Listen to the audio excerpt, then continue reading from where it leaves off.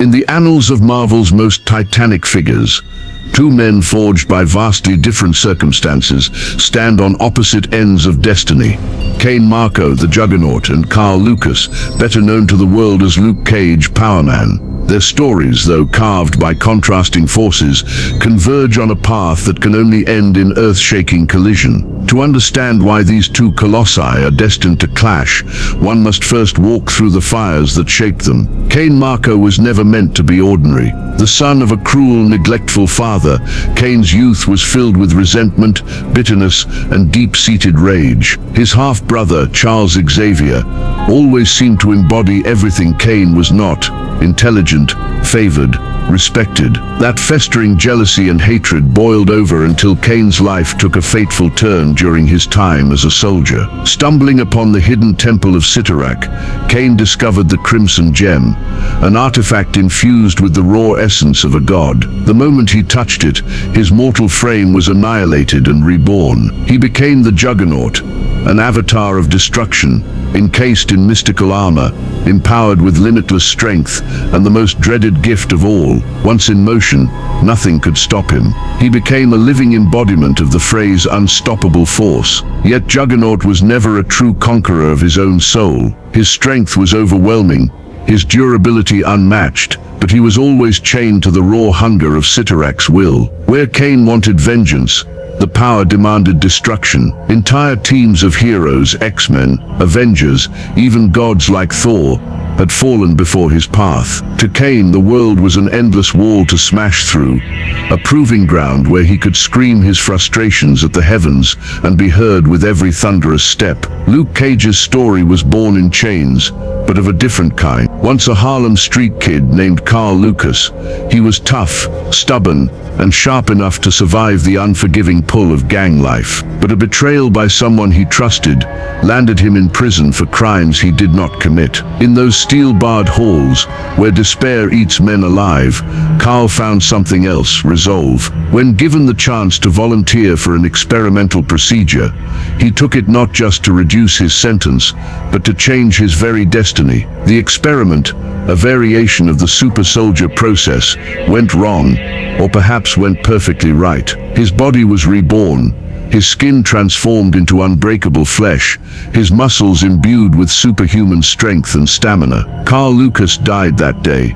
Luke Cage, Power Man, was born. But unlike Cain Marko, Luke did not use his power to destroy, he used it to protect. Harlem became his kingdom, and its people his family. He was a man who charged rent for his heroics, not because he lacked nobility, but because he demanded that his worth, and the worth of his community, be recognized. He was the hero of the everyman, the shield of the streets, the guardian of those who could not defend themselves. What Juggernaut embodied in raw power, Luke embodied in unyielding willpower. For years their paths diverged. Juggernaut tore across continents, challenging gods, mutants, and heroes. Luke fought for Harlem, led the heroes for hire, and stood alongside Avengers, defenders, and even cosmic-level warriors when fate demanded it. But their stories were threads tugged by the same tapestry of destiny. And like all threads bound to conflict, eventually, they tangled. It began when Juggernaut, weary of being used as Cyttorak's pawn, sought to carve his own empire of fear and dominance. He marched across the East Coast, not as a destroyer for hire, but as a conqueror. To him, cities were not homes but obstacles to be leveled. In his march, neighborhoods crumbled, bridges buckled, and skyscrapers split open like cardboard under the sweep of his fists. Governments scrambled, and even heroes hesitated, for Juggernaut was not a foe easily contained. But Harlem was not just another neighborhood to be crushed under Juggernaut's boots. To Luke Cage, Harlem was sacred ground. When word spread that Juggernaut was moving his path of destruction toward New York, Cage knew what that meant. Sooner or later, the unstoppable force would step into Harlem, and that was something Power Man would never allow. What made the situation dire was not just Juggernaut's strength, but his aura. When Cain embraced Cyttorak fully, fear followed him like a plague. Crowds fled before him, police lines broke. Even other superheroes sometimes faltered when they remembered past battles that had ended in futility. But Luke Cage was not like other men. He had been broken, betrayed, beaten, and shackled before he ever had powers, and none of it broke his will. To him, Juggernaut was not a god, not a monster, not a demon. He was just another man threatening his people. When Cage heard of the Juggernaut's march, he didn't wait for backup. He didn't wait for the Avengers to assemble, or for the X-Men to intervene. Harlem didn't have that kind of time. Standing in the streets where he grew up, where every block carried memories of pain and triumph, Luke Cage clenched his fists and prepared himself. His unbreakable skin had faced bullets, blades, even energy blasts, but Juggernaut's fists were in a league of their own. Still, Luke's heart beat steady, because to Cage, being Harlem's protector meant more than strength. It meant never backing down, no matter who came crashing through. And so the stage was set. Cain Marko, the unstoppable Juggernaut, striding toward Harlem in a storm of rubble and fury. Luke Cage, Power Man, standing at the end of that road, the immovable will against the unstoppable force. Two men shaped by power, one cursed with it, one redeemed by it, destined to clash in a battle that would shake the very foundations of New York. The only sound was the slow, seismic rhythm of Juggernaut's steps, each one cracking pavement and sending ripples through the foundations of buildings. Cain Marko's massive frame glistened in the evening haze, his helmet gleaming like the face of doom itself. Across the avenue, Luke Cage stood alone, no cape, no helmet, no glowing aura, just a man in a tight black tee stretched across a chest like stone, jeans and boots planted in cracked concrete, his arms folded, his face grim but calm. Cage wasn't waiting for backup, wasn't waiting for permission. This was Harlem,